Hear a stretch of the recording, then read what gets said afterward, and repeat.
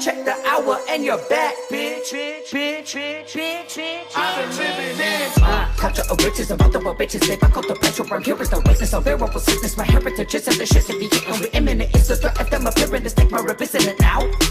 I'm pausing the scene and I'm looking around, looking right now at all these motherfuckers, all these motherfuckers, all these motherfuckers, all these motherfuckers, all these motherfuckers, all these motherfuckers, all these motherfuckers, all these. John, eh?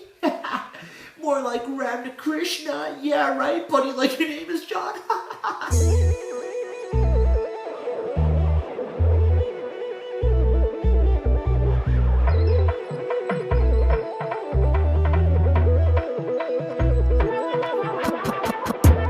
Put me down, bring me up. Don't go finish streets and I don't give a.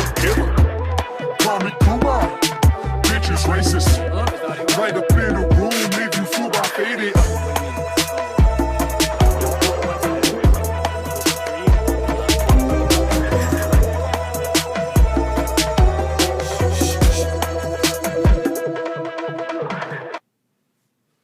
What up, guys? I'm Rohan. I'm HP. And we are Keralanka. If you don't know who we are, we're a hip-hop duo out of Toronto. And this is episode 1 of the Keralanka Show. Woo!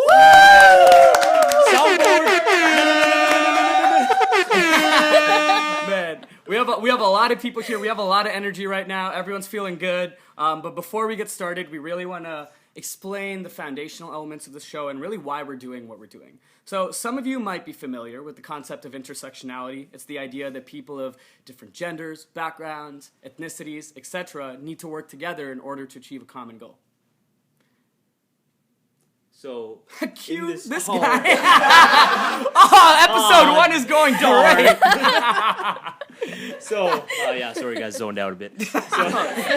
So on the show, we want to explore what if we applied intersectionality to the world of music. Yeah, and so... And art. And art. So over the next few weeks, we have a really dope lineup of creatives, entrepreneurs, and artists who not only apply the concept of intersectionality to their art, but also to their lives.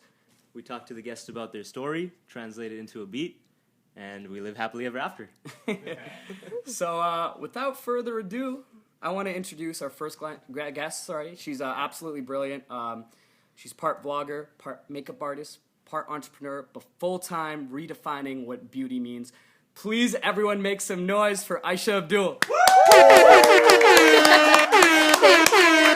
AYSHA, what's going on? How you feeling? I'm feeling good. I'm like really excited about this. It's Yeah, the first so are time. we. Yeah, no, it's the first time that I'm doing kind of like this live show, and y'all have like the full like get up. Like I love it. You guys are going all in. And we had a really good brunch before this, Yeah. so the energy, just positive vibes all around. Yes. But you know what? Enough with the small talk. At the Keralanka Show, we like to get right into it. So Let's your do first it. question, I really want to ask you, like, what does beauty mean to you? What does beauty mean to me? That's like, there's so many different angles I can go with this, but Gotta guess- hit the mango. I mean, I feel like honestly, the meaning of beauty has really changed throughout my life. Like when I was younger, obviously beauty meant like what you see online or like in the magazines. So beautiful long hair, usually lighter skin, that type of thing, and it never meant who I was. So I always like kind of struggled with what beautiful really meant growing up, you know? Right. And right now I can, confidently say beauty honestly just means being your authentic self, really loving who you are, like unconditionally, whether that comes with your religion, whether that comes with actually physically how you look, your culture, not kind of trying to be something else because you want to fit into a norm. Like being beautiful just literally means like being authentic, being like you. Yeah. And I love like when people like even just hearing your guys' stories when we were like eating this morning, that's beautiful to me. Like your stories are so unique and they're just it's really great. Just That's so awesome to hear because, there's this whole YouTube vertical or category of videos, like beauty videos. Exactly. And it's like at the surface level, you look at it and you're like, beauty videos are makeup videos. Yeah. Like, how do you physically sort of make yourself, quote unquote, more beautiful? Yeah. But like what I'm hearing is there's so many different layers to that. There How have you is. managed to sort of reconcile the idea of physical beauty with like self-love and like that sort of idea of beauty? It took a while. But again, like what you see online, the beauty community, for example, there's like a cookie cutter image that used to be like what the successful beauty YouTubers used to be like. And that was never me, you know? So when I started my channel, I was watching a bunch of beauty vloggers and I'm like, oh, they're all so amazing. But there's no, first of all, like hijabis online. There's no black women that are making these beauty videos. Does that mean they're not beautiful? Right. So when I started, I honestly, like, I mean, I was pretty confident growing up. Like, I knew who I was. I'm really close with my family, my religion, everything. So I never had a problem with that, just kind of putting myself out there online. But what I realized was eventually, once I actually started getting more into YouTube and thinking of this more as like a career, less a hobby, I was like, well, in a sense, I kind of have to conform in order to get these opportunities. I have to look the part. I have to look like that beauty vlogger, that beauty guru or whatever. Right. And what that meant was lighter skin, your hair was showing, etc. And that wasn't me, so I needed to figure out a way to make myself beautiful online. How'd you do And- that? Like, sorry. Yeah, Sorry, no, go ahead, my no, bad. for sure. How did I do that? Like, it just kind of took me being confident in myself. I had my own unique way of doing makeup videos. I'm self-taught, so I didn't really have like I didn't have that professional aspect. go. I just kind of liked, dabbling with it. I loved like beauty. I loved creating different looks, and that was what was exciting for me. And then having an audience that now can look up to me, and like people in the same like culture as me, same religion, they can actually see someone that's doing something online that everyone else is doing, but they can now relate to that. So I'm kind of like providing the representation that I never had growing up, which is super dope. It's like the hardest part Yeah. of representation I find is being the first one Oh, to yeah. knock that first domino down. Yeah. So it's like, how do you even get to that point where you realize? We have 1 minute left here, but Yeah, it's not a that's question. okay. But like, how do you get to that point where you realize, like, yes, I have to be the first one, but Yeah. I'm like okay with that? Yeah, I mean, I started in 2011, and to be honest, I don't think there was anyone, a black Muslim woman in a hijab, doing beauty online. So I just was being authentic to who I was. I was putting on makeup because I loved it. Yeah. And eventually, once I built a following, luckily now, diverse is kind of the new angle for everyone, which Yeah. is great for me, but it wasn't like that growing Well, up. I saw the recent post you put up where you were like a shirt that was made by I can't remember who, but it's like, Oh, my yeah. skin is not a trend. My skin is not a And trend, that's exactly. so true, right? Yeah. There's a difference between diversity and representation. Exactly. Yeah. And I feel like everyone's getting caught up in the marketing aspect of a diversity. Like you kind of have to have it because Right. your company is just not it if you don't. So it just kind of like, I don't know, it really is authentic in what I do, and that's just like who I am. So yeah.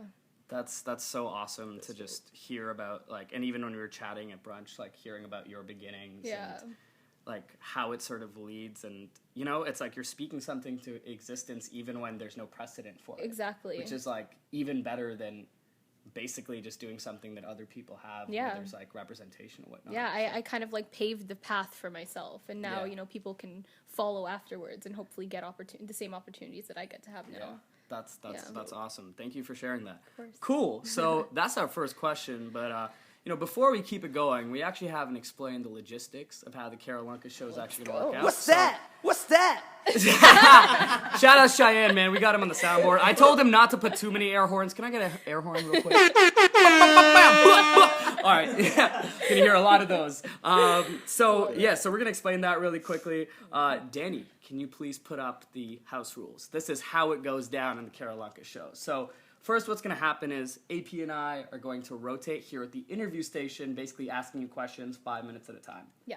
Second of all, while one of us is asking a question at the interview station, the other is actually going to go to the creative station to start building a beat inspired by the answers that you just provided us in the previous round. Yeah. After 5 minutes, we're going to switch. We're going to do that for 3 rounds. And then third, we're going to finally explain and present the beat to you as well as the viewers at home. Is that cool? Yeah, I'm excited. Cool. This is So dope. so I think there's one issue here. We got to figure out who's going first to the creative station. Yeah, so we it's provided kind you. of uncomfortable, man. Yeah, I love you and all, but shout out to non-toxic masculinity, but like I can only do so much. I need some space. So you have a coin. Do you have the coin? Yeah, there we go. Yes. There's the There we go. coin. I have a coin. Shout outs to the how do you? Mirdangam. So a little bit of cultural knowledge for y'all. Stumble drum right there. So AP, you're cool to call it, and then depending on whoever wins the coin toss, we're gonna choose who goes to the creative station versus the interview station. Cool. Yeah. I'm gonna say. I suck at flipping coins, Oh, that's just for the fine. record, so we shall Try, see. try. Okay, let's see. I haven't done this Heads. in a minute. Heads. Oh, you got it. You got it. Okay. It is. I don't. Tails? Yeah, that's That's tails. tails. I was like, wait, which one's So heads or you tails? choose. Yeah, that Okay, was a really okay, bad flip. Should I do that again? I think We're good? We're with good? that. Yeah. Okay, all right. cool. All right. So it was tails. It was tails. You're Let me think. Why didn't I decide this early? Okay, I'm gonna stay here. Actually, I'm gonna ask All a right. question. So get the hell out of here. No, no, no, no. Hey. All right, bye guys. Hey. Hey man. It's not nice.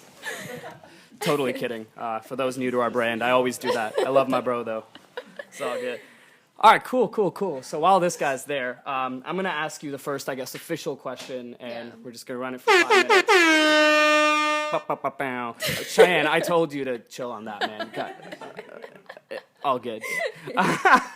So okay, cool. So we went to the same school together. Shout out to Laurier real quick. Woo! Golden Hawks. And, it's interesting when I was talking to your friends and even talking to you this morning, when it came time to graduating, you were at this, like, very interesting crossroads of, like, do I get, like, a full-time job? I just studied, like, business. Yeah. Or do I go this route of just full in diving in on my dreams of, like, becoming a content creator on YouTube? Yeah. Can you just talk to me about that period in your life and just your thinking process and the evolution of how you Yeah. like just decided to go all in on this journey?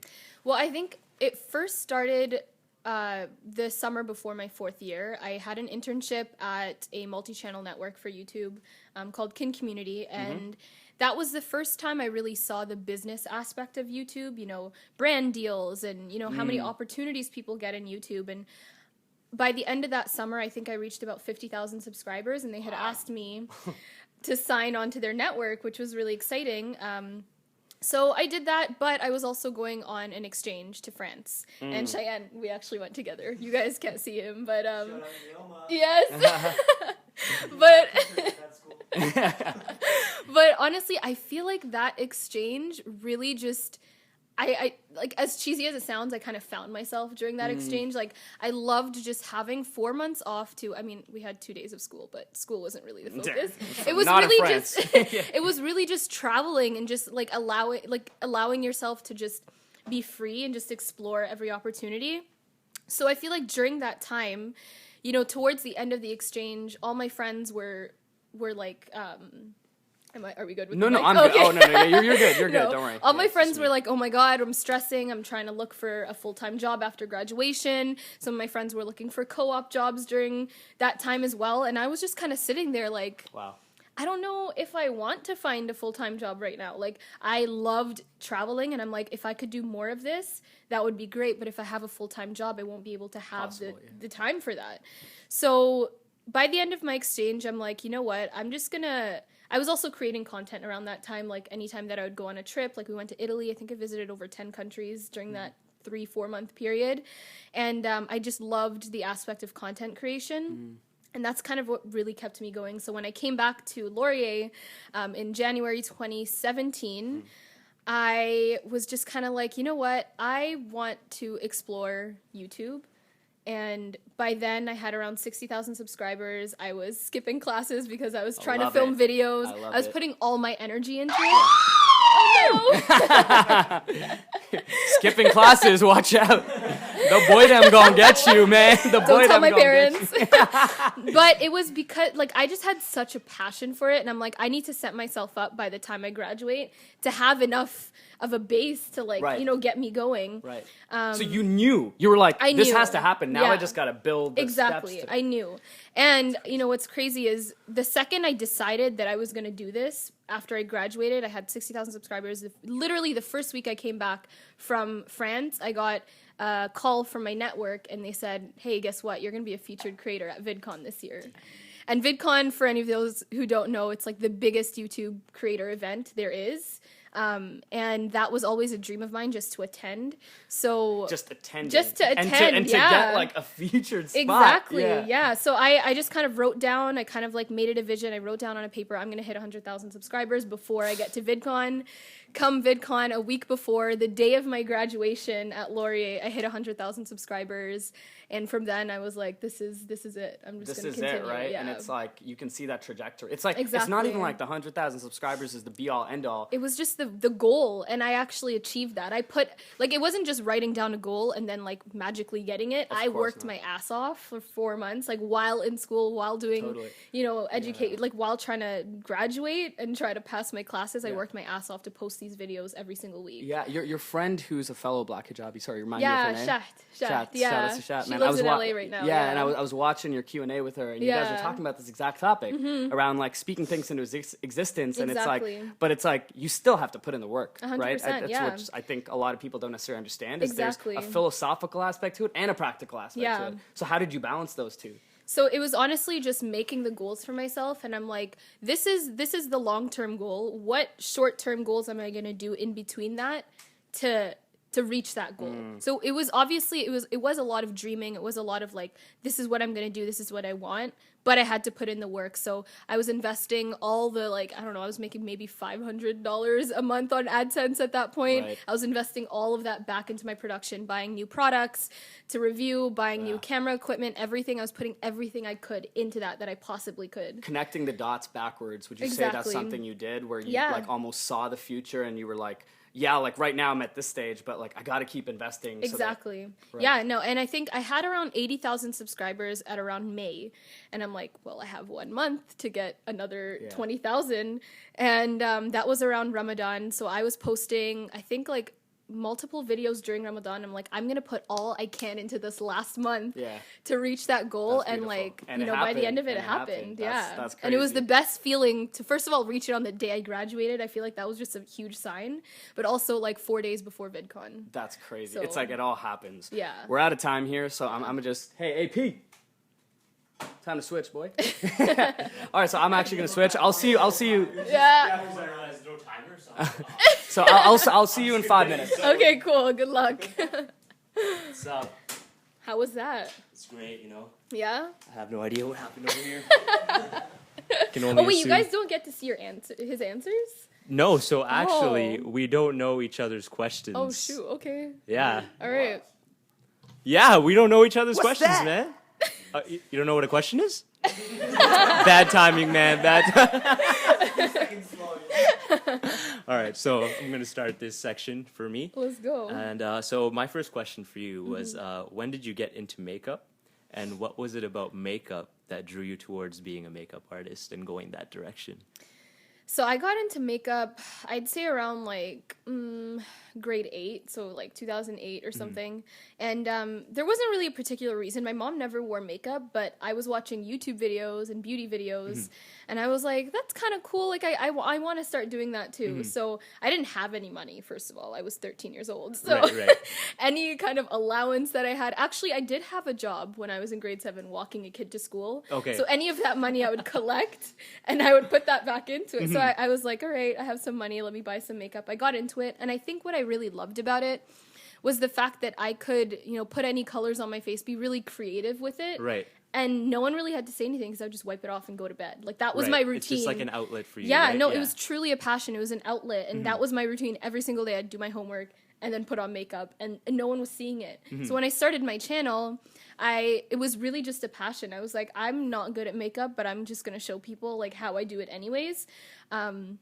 And it just kind of resulted into that. And I feel like because of my love for makeup and makeup artistry, that really got me into YouTube, and that really inspired me to continue content creation. Right. And then it kind of evolved into a love for video making instead of makeup. Okay, that's dope. So it So was it's just just like- kind of, it like one thing led to another, and then I just fell in love with the whole YouTube aspect, connecting with viewers, being creative with my content, and then also my makeup. And that's kind of how my channel has evolved into more lifestyle. Like, as I kind of grew up, I was, you know, although makeup was a huge passion, I also really loved cooking. I loved, you know, fitness. I loved all that kind of stuff. And I wanted to be able to create content on there because Right. of that. And that's kind of just what I did. So That's dope. yeah, That's dope. I feel like people found me for the beauty and the makeup and my passion for it, but they stayed because of my personality and like kind of what else I brought to the table. Okay, so yeah. next thing I wanted to ask you was, Yeah. so as a person of color in a predominantly white industry, like it's been like that since it Yeah. started, right? Yeah. Until recently, there's finally like you're starting to see cracking more in there. people of color, like you Yeah. know, like come in and like represent. Yeah. You know, so like I imagine like shifting society's view of beauty has probably been something that resonated with you a lot, right? Oh, 100%. And I've wondered, like, is that something you've tried to apply to the artistic side of like makeup in terms of like challenging beauty in terms of coming up with different techniques or like just challenging conventional techniques and like just doing Yeah. your own thing, right? Yeah. I remember when we were eating breakfast, you were saying how you're self-taught. Yeah. And you went into that a bit, but like I want you to get to go into that Yeah. a bit more. Yeah, I mean, when I did start, I kind of saw, like, I started in 2011, so a long time ago, and I kind of saw the industry evolving. So when I first started, everything was focused on the traditional aspect of beauty, so white women, you know, and there was no diversity in that at all, like, no diversity at all. So it was really hard for me to kind of, I guess, get my foot in the door, really, like, Right. people to get past, yes, the fact that I'm a black hijabi, but I also just love makeup. Like, that's just what I want to Right. do. It And was I- like so against the norm. At yeah, the time, it was right? very Yeah. against the norm. And even in my own culture, it's kind of against the norm too. Like being, you know, having your face beat or whatever, like, you know, Right, the right, cut right. crease and everything. It's not really like a thing in my culture, but it's what I loved. Right. So, you know, the self-taught aspect of it, I never like thought of going professionally because it was just all like a passion. Like I just kind of wanted to do it because I did love it. But it was definitely hard to get over the fact that, you know, any opportunity or any face that you see in beauty is always that traditional white girl face, or, you know, occasionally an Asian, but she also has European features or something, or a mixed person. Right. It's like very like Yeah. modeled off like Exactly. this traditional like way of thinking about Exactly. it, right? Yeah. And I feel like maybe just in the past like 2.5 to 3 years, it's really shifted. And one thing that has really been inspiring in the past year, Fenty Beauty, which is Rihanna's makeup line, Okay. she was honestly one of the first campaigns that I actually saw a black hijabi in the actual marketing campaign, the first That's launch. dope. Her name is Halima Aden, and she's like killing it right now. Shannon, hit that. It's dope. It's dope. It's dope, it's dope, it's dope. I love it. I love Continue. it. Yeah. Continue. But from that really inspired me. I'm like, okay, you That's know, awesome. the mainstream media is really coming on to us Yeah. now. So I take full advantage of that now, which is amazing. You know, I get to Mm-hmm. work with brands that I struggled to buy when I was younger. Right. So for And example, now this they're past like reaching out to yeah, you. yeah, like Revlon, for example, has been a brand that I really loved when I was really younger. Mm-hmm. And this year, I was a partner of theirs, so I had like a contract with them for the entire year, Oh, that's dope. which was amazing, and it was kind of just like a dream that I got to achieve. That's awesome. So, all right. yeah. Well, I will see you next round. Yes. Shall be back. Let's go see over here what Rohan's done. Let's do it. He was like vibing out there. He was like in it. It's always weird, like switching between the two. Yeah. So who had the better question? Come on, I mean, she like just met us, and I'm like putting her in a. AP goes, no, Rohan, I can still hear you, bro. Sorry, AP. Okay, cool. So okay, trying to figure out how to frame this question. So Yes. as a public figure, obviously you have to be sort of open and vulnerable towards showing a lot of, whether it's insecurities or like your journey, etc. But what I find interesting is like, even from talking to your friends, even with people you don't know in real life when you first meet them and whatnot, Yeah. outside of just online, even offline, you seem to be a very, very open person. And even online, you're super open about like, in some videos, like I know you made a video about hyperpigmentation where you Yeah. were like, I'm not gonna wear makeup for this video, right? Yeah. Like how, like, because I'm still trying to get used to this, right? Yeah. How do you, like, with the nature of the internet and, you know, trolls and all that stuff, Yeah. like, how do you feel comfortable, like, being that open, you know? Yeah, you know what? I've always kind of been an open person, and to be honest, just from the beginning, like, although I am open, it still is content that I create, and it's curated content. So there is a lot of my life that I do make private, but I also don't have a problem with being open on my channel, because when I started, I was I was 16 years old, Right. and no one knew about my channel. It was really Right. just this creative outlet that I could be whoever I want, and I started as being open. So as I started to build a following, I never thought to myself, oh, maybe I should, be a little less open, like stop Wow. sharing family stuff or stop sharing things about my personal life, graduating university, like going to prom or whatever. Maybe I Right. should just keep that to myself and just focus on the beauty. But then I thought, like, creators that I watch, I love when they're like showing their personal life as well, because beauty is very like shallow in the end. Like me doing my makeup tutorial In regards to like physical, like physical the concept beauty, of exactly. makeup beauty. Yeah, like channels, it's just like me doing a tutorial. There's not much substance to that, and Interesting. I'm someone who I love talking. My videos are always 20 minutes long. Like I Yeah. love the conversational aspect of that. So it just kind of makes sense for me to be open with my audience. So Absolutely, I love sharing things about my culture, my religion. This past year I did a whole month's vlog, like a daily vlog for Ramadan, Yeah. which was called the Ramadan Daily, and that did so well because people actually saw the cultural aspects. They saw how my family eats together every single night, and I feel like because of that they're more loyal in a sense, because I'm being personal, I'm being like vulnerable to I've that. always admired, when someone is able to like unapologetically be them, whether Yeah. it comes down to their culture or their own personality or whatever. Because in first year university, I won't lie to you, like I had 3 white roommates. Yeah. I would be embarrassed personally using food as a concept. Yeah. I would be embarrassed to bring like certain Indian food home because growing up, if you ever brought that like What's that smell? Exactly. what's that smell? Yeah, like what's that smell? Turmeric. Yeah. Now everyone loves turmeric. Yeah. Now But, it's a thing. Now it's a trend. Now it's a Yeah. thing, right? Yeah. But it's like to reject that and not assimilate and be Yeah. like, this is who I am. Yeah. I don't care about everything else is really interesting. But I have to ask, like, Yeah. what's that first comment that you might have gotten from someone where you were like, wow, that, Yeah. like, have you ever like read something where you're like, I'm hurt? I have, and yeah, by that comment that I made earlier, I don't want to make it seem like it's all like rainbows and butterflies. Like I'm just open and I'm like, I don't give a F. Like I do. Like I'm still a Yeah. person in the end, So I made one video a while ago about like my weight loss journey and like my Right. struggles with that, and I was like crying in the video. It was one of the most vulnerable videos I've ever made, and I got comments from people trying to tear me apart because of that, because of the. Yeah, most of it was support, but again, when videos, it's usually the videos that go like viral or are a little more popular that random people come and just people that aren't my subscribers, because generally my subscribers are so supportive. Sure. But the comments do hurt. And then eventually you just kind of get used to it, as bad as that sounds, because you are putting yourself out there. You kind of have to deal with it. But what's great now is that my subscribers and like my followers and my family even, they're so supportive. So anytime they see a rude comment, they're the ones that fight for it. Yeah, you, right? exactly. That's awesome, because I'm finding that too. Yeah. Like where like we put a music video out called Kumar, where like satirically we're playing like different stereotypes of Yeah. how Indians are typecasted in Hollywood and society in general. Yeah. Like I play a cab driver and like like an IT person, etc. Yeah. And I have white people on my videos calling me racist. Right? Yep. And like at first I was like, damn, I can't lie. I was like, am I racist towards my own people? Yeah. And it hurt for a little bit, right? But then I Yeah. realized like people just don't understand. Like these aren't the people that were standing up for us when like Exactly. Ashton Kutcher put on brown face and put Yeah. on an Indian accent. Sorry, I don't mean to make it about myself, but like No, I no, can no, really totally sort of relate relate, to yeah. that from a different perspective. Yeah. I think that's so dope.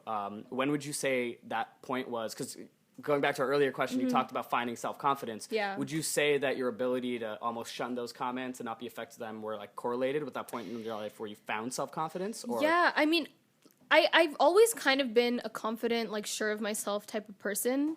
So although the comments could get to me at times, in the end I know who I am. I know my worth. I know like who I've always been, and I have a really strong support system as well, like with my friends and family. So it just kind of like, it's like whatever, these are internet trolls. Like it almost feels silly to really take it to heart, because in the end they're literally just a comment online, they're typing and that's it. and Like, it you're reflects on someone else's insecurities. Oh, 100%. Right? Like when they're so angry about you, about something you can't change, like a birthmark on my face, for example. You're like, Really? Well, what do you want me to do about that? Because it's not going away. So Yeah, facts. Like- and when you realize that that's not something you can change, Yeah. and that's actually reflecting on someone else's insecurities, Exactly. that's when you really find that zen, right? 100%, Beautiful. yeah. Okay, cool. Yeah.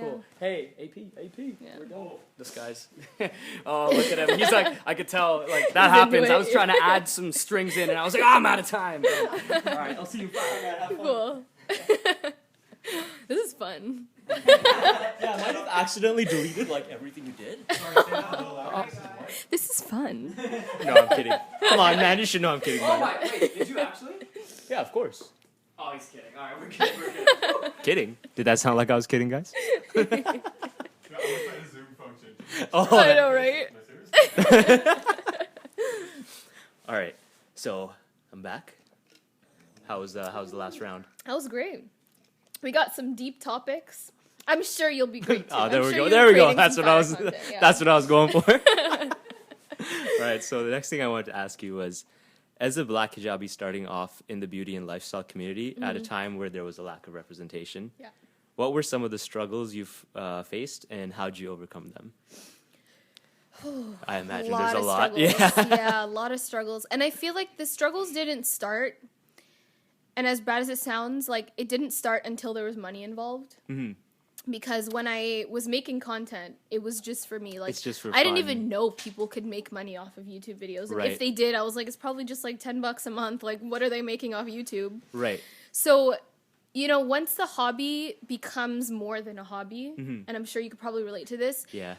there's a lot more struggles tend to build up, and then Mm-hmm. you start getting in your head and everything like that. So for me, being a Black Muslim hijabi on the internet in beauty, obviously with the struggles that we were facing earlier in the beauty industry completely, that ties into YouTube as well, because now me thinking of, like, when I graduated, for example, I'm like, how am I going to do this full time when all of these white girls are only getting the opportunities? Like, Right. if I'm not going to be getting opportunities, is this really viable? Like, Right. should I just Because stick once to it becomes about the money, it's like, oh, like Yeah. you have to please these brands. Exactly. And all that. It's no longer about like, I just Yeah. want to do this because I want to do 100%. it. And Yeah. You got to like really force your way in there. Exactly. And I was just thinking to myself, like, do I have to change my appearance? Do I have to, like, change the way I talk about my religion or change the way I talk about my culture online in order to get the recognition from these brands Right. or It's get their like, can you be attention? as open about that Exactly. stuff, right? Okay. But, you know, luckily,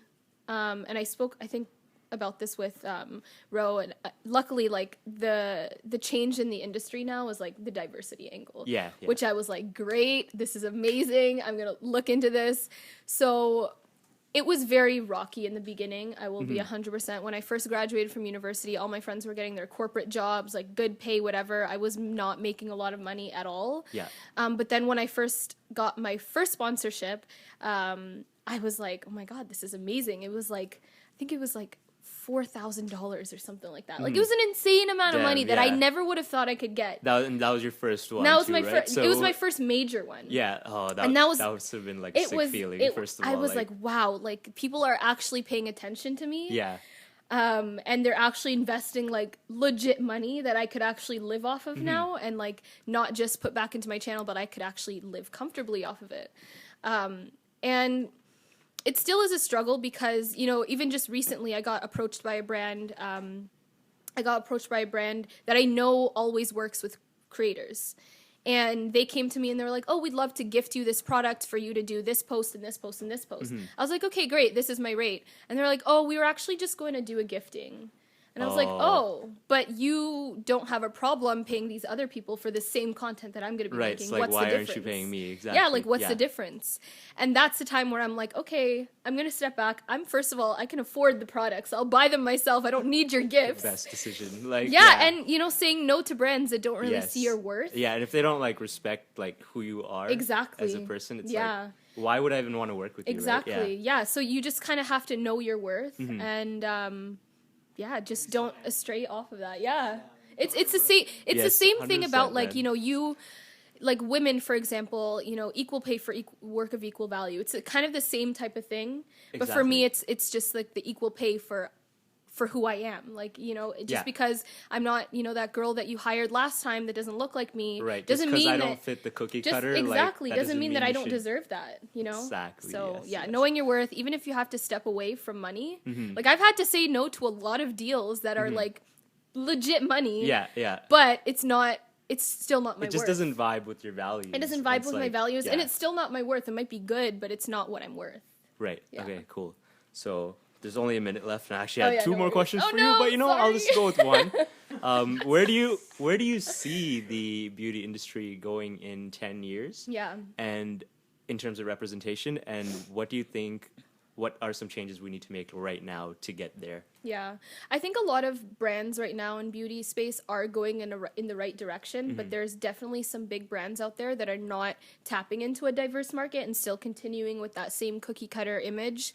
And I think in the next 10 years, the brands that are really doing it like authentically and like really just genuinely care about the movement are the ones that are going to actually last. Come out on top. They're going to for come sure. out on top. Yeah. And the other ones are just kind of like, you know, you'll forget about them because they're not down with it. If you're Yeah, if and you're they're just not adapting to the times. like, exactly. Yeah. And right now I feel like because it is kind of a trend that's maybe a little starting out, there's this whole aspect of like tokenism. Like, okay, we have this campaign, we have all the people that we need, but we need one diverse person to make it look like we're trying. Oh, so you know? like, oh, let me just reach out to this Exactly, one person and frame it in a exactly. way that seems like... And unfortunately, sometimes you do have to say yes to those Mm-hmm. opportunities because, first of all, they're paying your bills. Second of all, you never know when the next one is going to come. And they still kind of are, like, tapping into that Right. market. But, you know, in the end, it has to be more than just tokenism. It has to be true, authentic, Okay. like, diversity. Awesome. Yeah, sorry, I And know we're, like, perfect. running No, out of time. no. He's, like, done No, his. that's perfect. Yeah. Cheating, Aisha. Wait, Aisha's producing a beat for us? Oh, fun fact, actually. Wait, what? No! Oh Oh, no! Look Are at we AP. good? We're good, AP? I mean, Okay. Danny? Okay, cool. All right, put your headphones on, man. Don't cheat. I don't want you to hear my questions. My superior questions. Just kidding. I think it was originally. Totally joking. Okay, cool. We have it on the wide angle shot, right? We're good. Cool. So, last question for me. Well, might be a bonus round after a little Okay. surprise, but so a large part of your channel, as we discussed at the beginning of sort of this whole thing, is changing the perception of beauty. And you recently got married. I right? did, And your yes. husband's name is Muhammad. Muhammad. Yeah. Okay, cool. Congratulations. Thank you. Let's give a beautiful your marriage video. But it was inappropriate. Cheyenne with the inappropriate sounds. That would have been hilarious. I think we can do a little air horn. Let's do it. Hey. There we go. It's a celebration. Let's rewind. Yeah. Okay. Cool. He might be watching this right now. He might be watching. actually, Hey, yeah. shout outs to you, man. Shout out to you. Yeah, you're shout outs to you, man. Come check you in California. Yeah. But yeah, no, I just want to sort of go back to that. Congrats, and Thank you. you know, I just want to know. Obviously, this is a completely new lifestyle for you. Mm-hmm. How has marriage and love, in regards to not just self-love but Yeah. loving another person, helped change your perception of beauty? Has it? Wow, that's a deep question. Better Has be yes. He's watching. No, you know what? I think that in order to get married, I don't think it's to seek validation in someone. You know, the reason why I got married wasn't because he made me feel beautiful or he made me feel a certain way. I feel like I felt very sure of myself already. Like, Right. who I am as a person shouldn't be like the reason why I get married, for example. Like, I don't know how I'm explaining it, but I get you. Yeah. yeah, no, but he's always been very supportive of, like, you know, YouTube and social media and everything like that. And I feel like that is why, like, it has really worked so well, especially long distance. You know, I feel like it takes a certain type of guy to, like, jump in, because I was already doing YouTube, you know, when we started. Like you already had this very public. facing life. Wow. Exactly. And I find that, you know, there's always, like, if a girl has like over 1,000 followers, like she ain't wifey or something. There's like some rap verses or something like that. That Yeah, and I feel like that just like stems to insecurity. And I feel like you just have to find two people that are like secure with themselves and know what they're Big doing. facts. in order for it to work. And I feel like I found that. And, you know, he's been coming to VidCon with me for the past 2 years. Like, he has been such a supportive person in my life that has really just, like, he was there when I made that goal that I'm going to hit 100,000, you know, subscribers. And he was there, like, you know, my cheerleader, like, behind the scenes, like, trying to get me there. So it's really important to have that kind of, like, support in your life. Yeah. Especially in a space that, like, there's not that many people doing the same thing that I'm doing. Totally. You know? And it's like, what I'm hearing here is, like, and correct me if I'm wrong, I don't misquote you, but, like, you have that support from him, but you're not necessarily dependent on someone else's validation or support. You still sort of, like, love yourself. Like, how do you know, because, okay, I won't front, like, I've been very dependent on other people, and I've only recently, like, discovered this. Yeah. How do you escape that? I don't know if you've ever been dependent on other people, but, like, how do you escape dependence and sort of find that self-actualization and self-love, which then eventually obviously manifests itself into being able to truly love someone else? Yeah. I feel like I've generally always been a very independent person. So I never really had that dependence on someone before. So it was honestly very different for me going into that relationship. But what I can say on dependence is, like, if you are just dependent on someone, I feel like you'll never be able to reach that self-actualization. Right. I know we keep on going to the Maslow's hierarchy. But shout out to BBA, man. Yeah, honestly.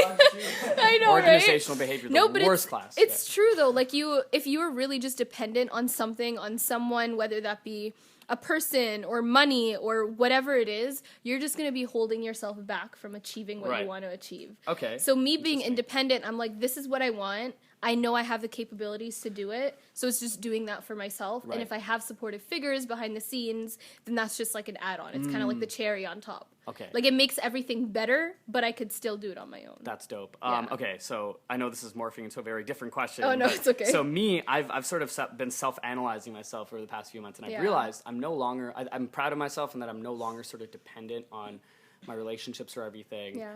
But I won't lie, if something goes down in my life, my main outlet is music and expression. Yeah. And so in a way, I've realized I am sort of dependent on that, but it's like a bit of a healthy dependency because I own it. Do you feel like I don't know if dependence is the right word, but do you feel like you're dependent on your expression as like a means of therapy? 100%. No, I totally get that, because when I started, it was all because of I needed this creative outlet. Like, I had no hobbies. I didn't know. I loved makeup, and I'm like, how do I make this into a hobby, you know? So me starting my YouTube channel, it kind of, like, I always say it's like my baby. It's my being. It's like, it's everything that I've manifested, everything that I've worked so hard for in this one thing. So if it fails, it's like, well, what happens after that? So in a sense, I am very dependent on it. You know, if it fails, like, that's essentially like my, as cheesy as it sounds, like my life's work. You know? So, are there good dependencies? Is that a thing you think? I think so. Like, it keeps me going. It keeps the creative energy up.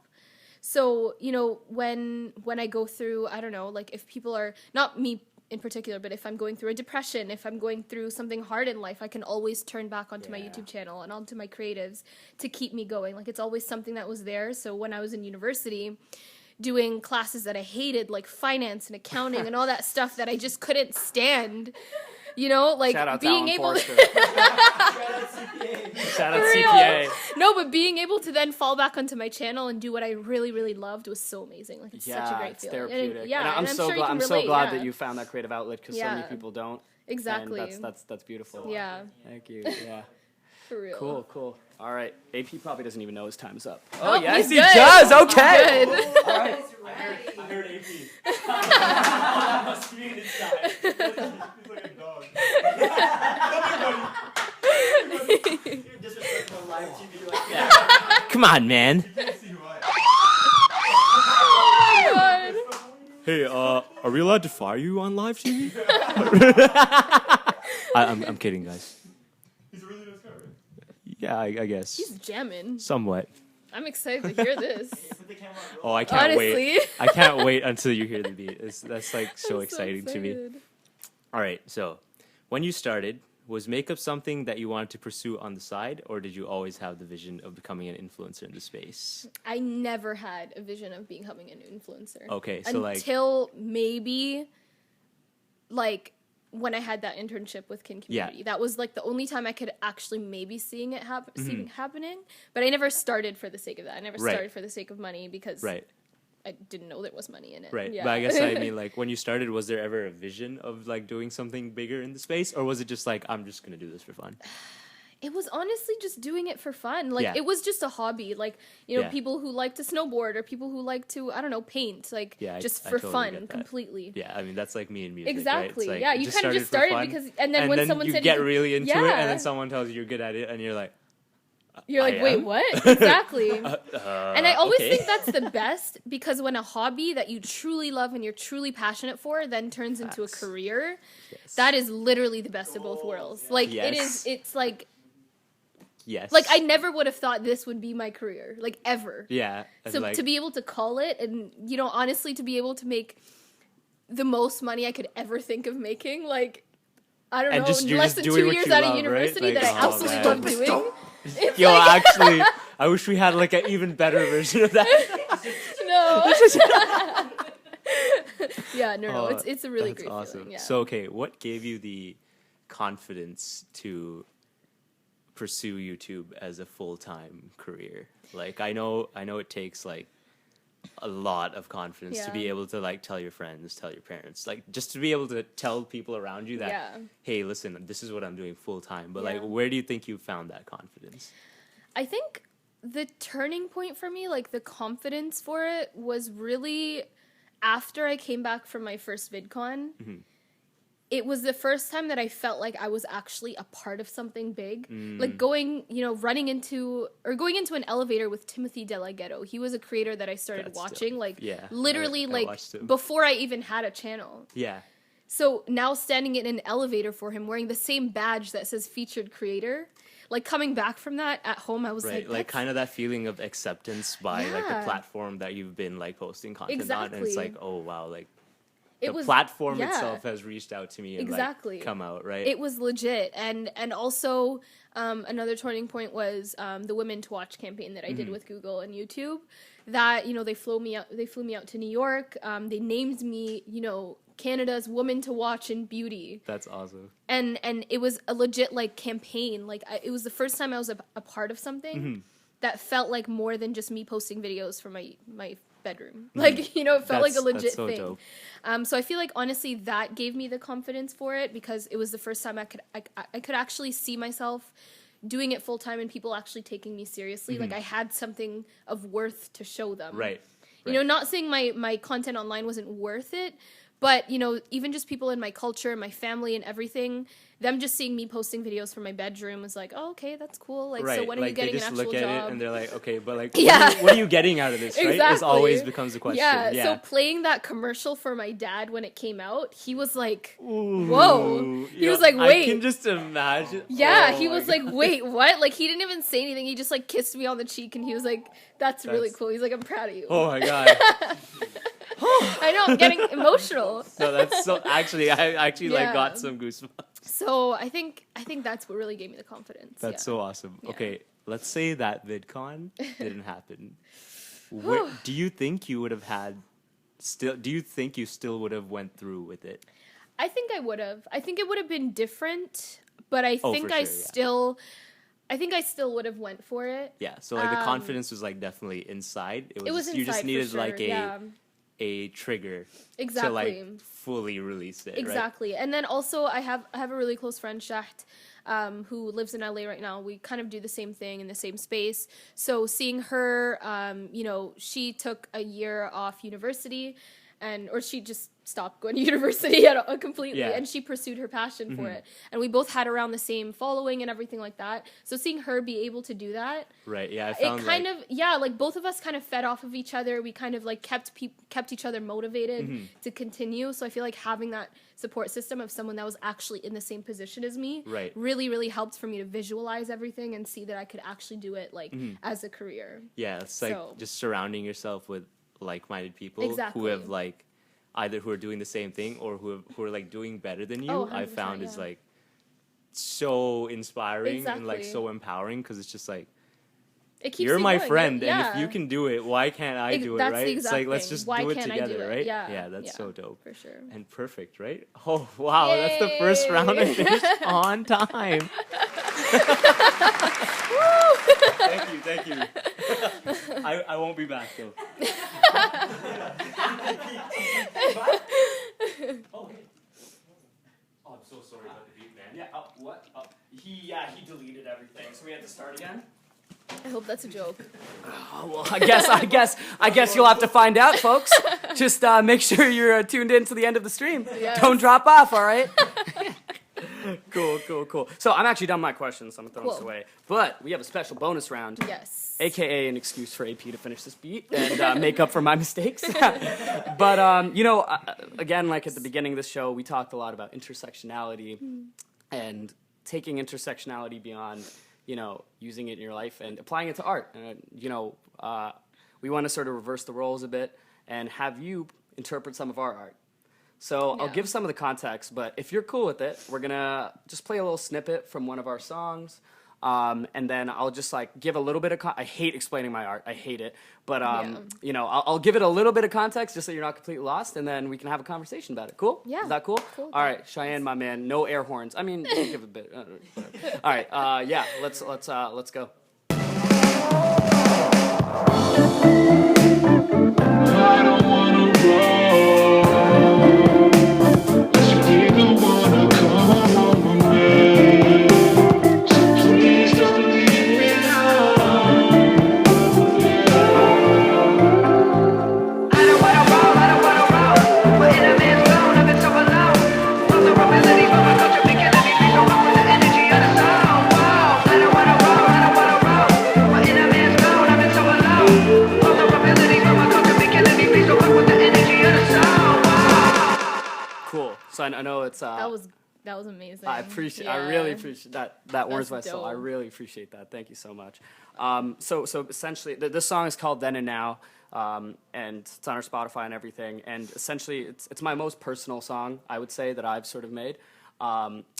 And really what we're talking about, or rather what I'm talking about here, is I'm talking about a deeply personal moment in my life, which was essentially like a breakup, and similar to what we were talking about before, I discovered my dependencies. Yeah. And I feel like the way men, especially men of color, in a lot of sort of immigrant communities and whatnot, are raised to sort of, how they're raised to think and conditioned to think is they're never supposed to be vulnerable. They're never supposed to be wrong. Yeah. And this is sort of me confronting that, and it's not a solution by any means, but it's just me telling it how it is. So that little part over there was basically what I was saying was, I don't want to roll, my inner man's gone, I've been so alone, vulnerabilities, but my culture been killed in me, please don't fuck with the energy or the soul, whoa, and I say that a couple times. Yeah. And I really want to hear a woman's perspective on this, especially a woman of color, coming from similarly like an immigrant community, what you think about the lack of vulnerability in our communities, and what role do women play and men play in regards to moving it forward from that standpoint? Well, I think in general, the whole vulnerability, that's a tongue twister. Vulnerability of men is definitely something that's taboo or looked down upon. So I could definitely relate to that. Just seeing how, for example, I don't think I've ever seen my dad cry, and when I have seen him cry, I'm like, why are you I even play into that. Wow. I'm like, why are you crying? You're a man. Be a man. And I feel like that's what everyone hears all the time. And I think that's why, for a while, music, for example, when Drake was so vulnerable in his music, people were like, oh, he's such a bitch. Why are you so in your feelings or whatever? Or you're singing. Exactly. You're not rapping. Exactly. Yeah. And I think there's always some sort of I don't know, people just look down upon that, and I really don't understand that. The type of music that I love is music that I can relate to, whether that be from a man or a woman. So things that when you are vulnerable in your music or in any creative, I really, really I love that. It really just, because everyone's vulnerable. We're all human. Right. Everyone has feelings, everyone has emotions. So seeing someone being able to express that with any sort of art is always going to be beautiful to me. Yeah. No, So whether that's from a man or a woman, I think Yeah. it's just beautiful completely. So I love that you're able to like take a negative in your life and turn that into a positive and turn that into something that you can now like share with people and people can relate yeah, to. and at the same time, I almost felt like ashamed to look in the mirror in a lot of, like almost like, why am I like this? Yeah. Like resisting the idea of like expressing these emotions. But I Yeah. remember like a moment. Hopefully AP sees this. I've never told him this, but like I remember a moment last year where I literally just went into the Shopify office and I cried, and for personal reasons. Yeah. And I told him like before we went to the Jay-Z concert, he was like, "Bro, everyone cries, man." And he gave me a Yeah. hug, and I've never like that. That's never. That's a true friend. Especially, you know, that's my bro. Yeah. And don't get me wrong, I have so many like dope male friends in my life, but we've never really Yeah. expressed that vulnerability because it's always been like pushed back upon, right? It's No, it's like, why are you being a 100%. bitch? Exactly. Like, yo, I'm not gonna Yeah. say, you know the words, Yeah. right? And this reminds me of so I think it was Terry Crews. Yo, He that was- he yeah. did a talk on what was it? It was like sexual abuse or something, Yeah, yeah. and men going through sexual abuse, and I think it was 50 Cent or someone who literally called him a bitch for it. Crazy. And he was like, "Man Get the up! strap." Like men don't Yeah. talk about this." Blah blah blah. And he was literally so vulnerable. It was something like, you know, a big guy like Terry Crews, like a football player, like Yeah. he's a manly man, and he was 'Cause talking about something so yeah. vulnerable. Black masculinity especially is Yeah. like it's sexualized, it's Yeah. fetishized, it's like there's certain expectations. Exactly. Like Yeah. so what can we do as men Mm-hmm. to sort of further that vulnerability and what can the women in our groups I think do the as well? women can just support. Like, I mean, honestly, everyone should support. I don't see, especially when it comes to art, Yeah. like being vulnerable, it just goes hand in hand. Yeah. Like, I find some of the best pieces that I've ever done, for example, have been because of my vulnerabilities. Yeah. So That's beautiful. yeah, and I personally don't see any problem with it. I don't know how that can change in a sense, because in the end it really is just society. But I feel like just in how music has been changing in the past like 10 years, for example, people are being more vulnerable with their music. So before it was all just about like sex, money, and drugs, and that's it, you know? And now it's all about, There's still that. there's still that, but there's more to it. You know, I Right. don't know how to describe it, but I Yeah. don't see a And I problem think with it. I think it's for yeah. sure, and I think we can just be more open and accepting and empathetic towards people that do choose to show that side. So Exactly. that they continue to show it, because I know personally that if you do bottle it up and you don't express it, Yeah. like I expressed it through music for a long Yeah. time, but at the end of the day, like You need more than that. you need more than that. Yeah. Like I love music, and I said it's therapeutic, and we talked about dependency, and yes, Yeah. you need to get to a point of like not being dependent on the other people, but when Yeah. you're in a slump, it's hard. Exactly. You do need support from Yeah, others, right? So 100%. yeah, no, I appreciate your insights on Of that course. topic. That's And amazing. I do agree that especially in the immigrant community, or just like, you know, people of color in general, there's always kind of like an aspect, or like I don't know how to explain it, but like some sort of image that you have to keep up. Like the women can be emotional, the women can be vulnerable. roles. There's roles, exactly. And the men have to be like the man of the house. They have to be like the person who carries relationships, carries this and that. So the second that they show any vulnerability, it's like, well, why? Yeah. Frowned upon. It's frowned upon, Keep it to exactly. yourself. Yeah, so I think it's just like, it's up to us to change that narrative. Like us, especially as like, I don't know if you guys are first generation Canadians. Is it first generation or second? I wasn't born when you're- here, but I was. Okay, yeah. But I guess Well, so. you know what I mean. Same then. thing. Yeah. Exactly. Being a part of a community that, like, yes, we're Canadian, but we're also a part of another a community that hyphenated shapes who we are. identity, for sure, Exactly. yeah. Then it's up to us to change that narrative. Cool. Yeah. That's dope. Thank you so much. Yeah. we went a minute over, but this conversation is too dope. I'm sorry, Cheyenne. I couldn't. I loved it. Yeah, no, thank you so much. So what we're gonna do is, I think we're gonna switch over to a little bit of technical setup, but we're gonna just give you some time and some Cool. shine, maybe for a minute or two, if you want to talk about just your current projects, everything that you're sort of doing right now, Yeah. anything that people should look out for. Yeah, Like, I mean, I do have a YouTube channel. I don't know where I'm looking, but I do have a YouTube channel. there, yeah. And it's just youtube.com/AYSHA ABDUL. I post like beauty, lifestyle, food, cultural content, and I post like 2 videos a week. Things that you should look forward to. I mean, I will be making the move to LA very soon, which I'm very excited about. My husband lives. Woo! So I think it'll be exciting to see what I'm able to create out there, because LA is such a creative space, and I love that. And, you know, I recently signed to a management out there as well, so I'm going to be working with them to... Applause. It's dope. It's dope. It's dope. Yes.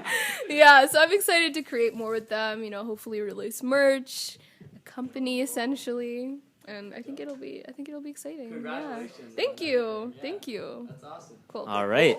We ready? Time? Yeah, ready? so it's time for the beat, everyone. stand? Please Do I stand. stand? Yeah, Okay, cool. come join us over here. I'm like, Please stand. For the national anthem. Cool. All right. Okay. Welcome to the creative station, Thank Aisha. you, I know you haven't been here yet, but what we gonna do here?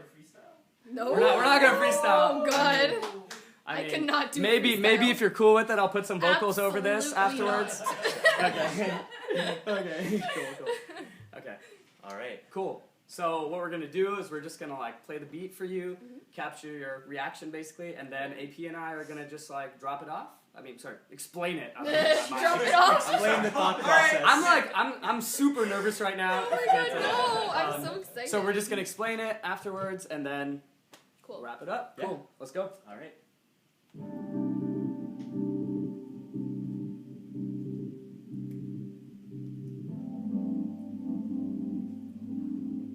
It's like ambient. I like that. Dreamy.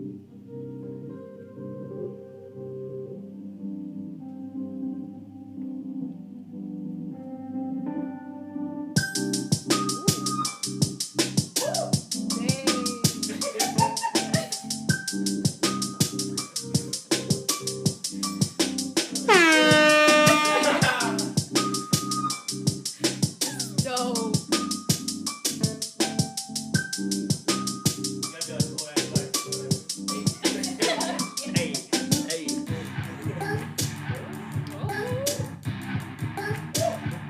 What's going on?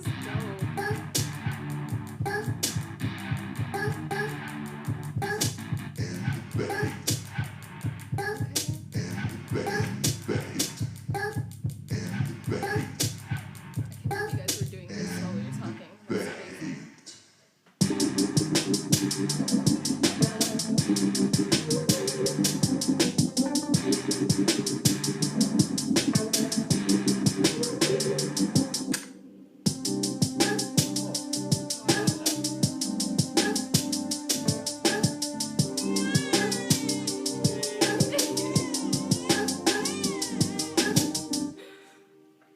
On the lighter side, in a weighty year, Britain's Princess Margaret shattered tradition to marry a commoner, Anthony Armstrong. I'm interested to see what that means.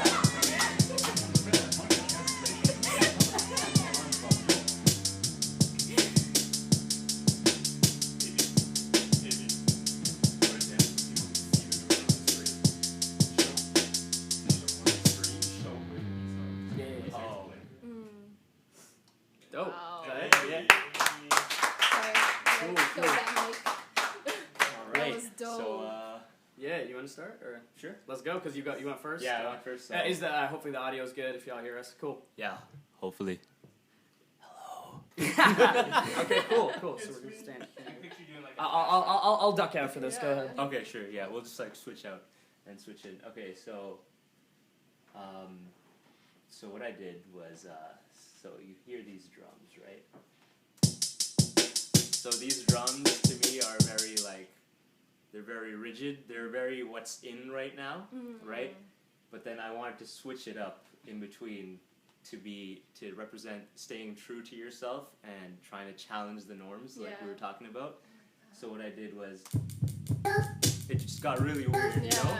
And also like this section here in total, I wanted that to represent a kind of darker section in terms of like bigger in the industry, bigger companies and stuff who were like on the darker end of the spectrum in terms of like they're not willing to support people of color, right? And they'll just do it just for the views or like just for the money, right? Yeah. And I want to represent that, but then I wanted that to transition into we talked about you found your confidence in that, like you already had it inside, but then the trigger was when you got the VidCon invite, right? Yeah. So I want to represent that. So first, like, this is the dark section, all right? But then here is like It's like, yes. talking to the whiteboard.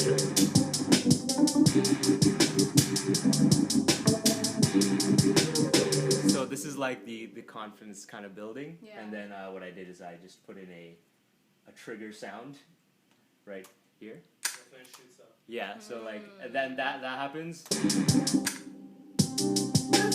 And then, I love that.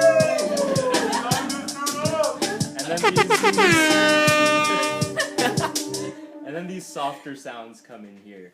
And that's to kind of represent being more true to yourself. Because when I think inside oneself, I feel like it's more vulnerable. It's a softer side of everyone. So I want to represent that through a softer sound. So what I did is like there's this sound here, and then what I did is a human choir that gets added in later. And like that's just to represent like you going through that, and then finally being like, no, like I have it inside me to like just be myself and like kill it, right? And like you got that. I love that part, man. That's so. And I'll let it run. That wasn't me. Ro's gonna have to explain the baby noises. All right, and like that's what I did. But now we can get Rohan's interpretation of what he did. All right, dope. It's always dope hearing AP's side of this because it's like we don't know, but sometimes it coincides. So what I really wanted to start with this sort of Build up. yeah, and so this you said it's ambient, right? You talked about being in this sort of dreamy state of like looking to achieve your vision, and so this to me represents your initial vision, which obviously has gotten disrupted over time and changed over time, but your initial vision of when you were 16, first starting that channel, and being in that dream state. And when it eventually drops, that's you actually doing it. So this is you in the day-to-day of that specific, that grind. The hustle, exactly. Now, obviously, with every hustle comes a slump, and so I thought AP represented that really dope with this. That's how I interpreted it. Obviously, he did it for a completely different reason, but that's what's dope.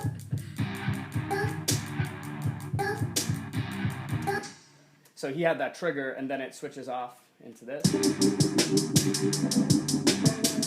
I added some 808s here because that really represents you coming back, because you'll notice that we use the exact same piano loop, except this time it's with 808, so it represents more confidence and that self-confidence that you found in yourself that you were talking about. And it's linear. It's not linear, but it's like confidence too. Confidence, yeah. It's timelined, right? It's timelined over like your story, and then obviously eventually you start hearing this little baby cry over here. So you mentioned, like we talked about dependencies, and you mentioned like your channel is your baby, right? And so you have to go through that before you're able to love someone else. Yes. So really, I wanted to represent that before. So I'm gonna let it ride really quickly.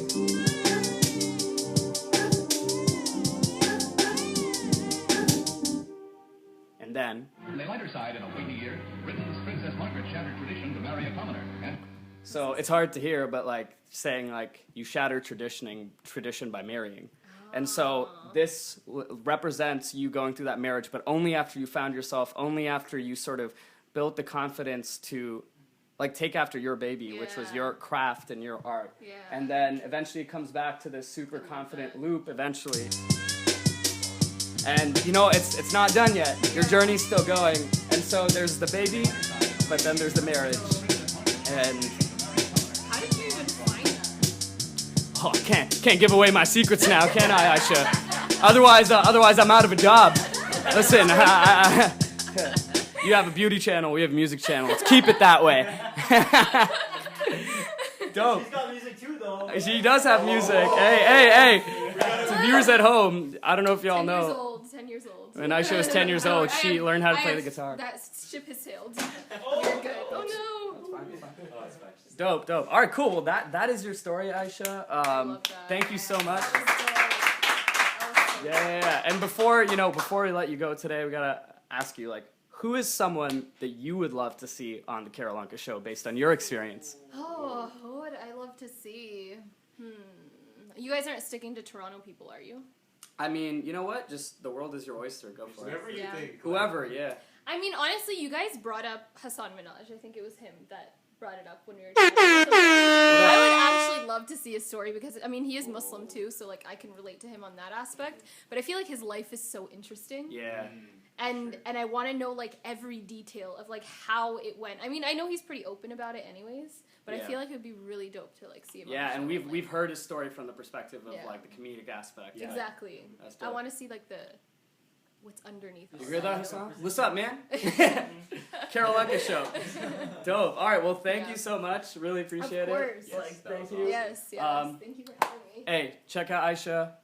Keep It Beautiful EXO on YouTube. Aisha Abdul! Sorry, I'm kidding. I'm joking. No, my bad. Aisha Abdul on YouTube. Check us out on Spotify, SoundCloud, YouTube, Instagram, everywhere. We're Keralanka, Keralanka. Yes. This has been the Keralanka Show.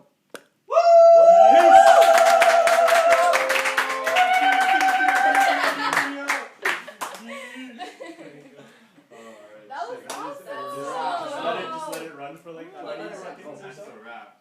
You know what You want to spit on him? You want to spit on him real quick? Was it still there? Turn off. Audio still there, but video's